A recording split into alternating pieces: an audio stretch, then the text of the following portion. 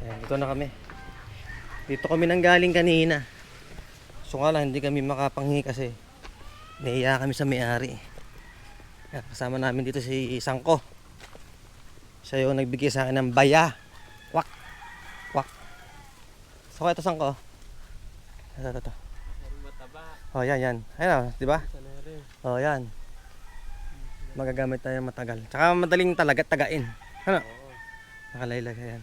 Dito kami galing kanina. Kaso nga lang, yung sinama kami doon, yung babae sa kabila. Kilala niyo ba yan? Medyo nahiya kami manghingi yan. So ito na. Binigyan na tayo ng kabayan. Ito na. So kasi medyo masukal yung iba no?